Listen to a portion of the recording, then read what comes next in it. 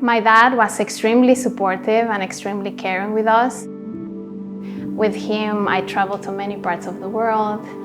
He showed me to not be afraid of trying new things and just go for it.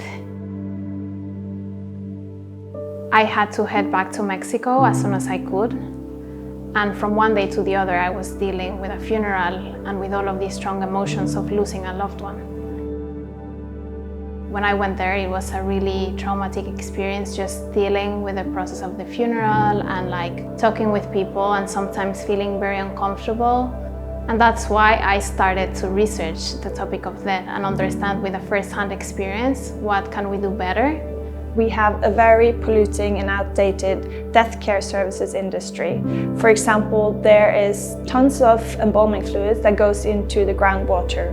There's CO2 released from cremation, there's steel and cement used for memorials, and there's also a lot of deforestation going on, creating memorial sites.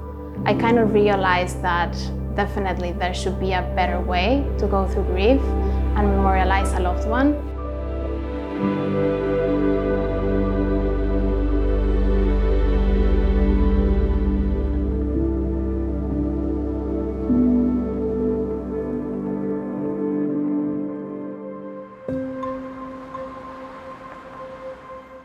Resting Reef is a sustainable memorial service that allows people to put their ashes or their loved ones' ashes into beautiful memorial structures that are designed to enhance marine growth. And then we place them around the coast to restore endangered marine ecosystems. Here in the UK, 95% of the native oyster reefs are gone. In the world is 85%. And the reason this is a big problem is because they are the ocean's main filtering system, but they also protect the coast from erosion and create habitats for juvenile fish.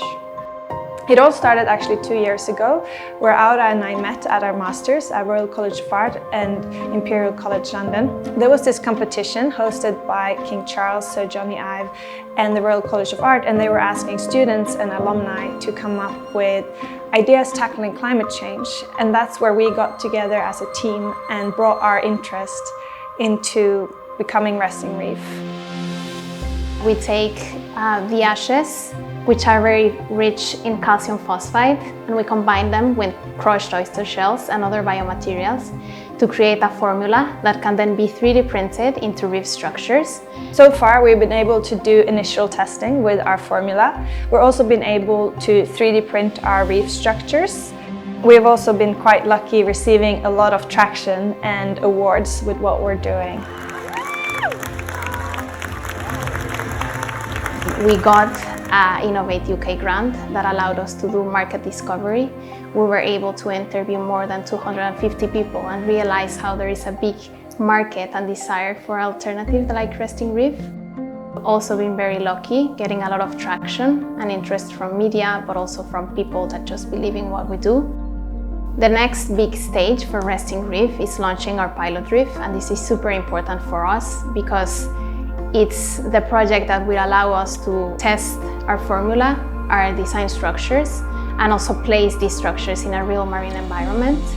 This is a process that requires a lot of research and preparation, and at the same time a license. And that's why we need support from people to be able to go into this next big stage. So I grew up in Norway and I spent most of my time in nature and by the sea. And knowing how much climate change will not only affect everything I love, but also everyone I love, I need to do something.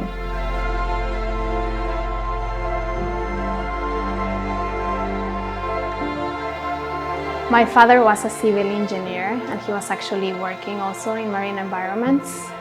So I definitely feel that Resting Reef is honoring him.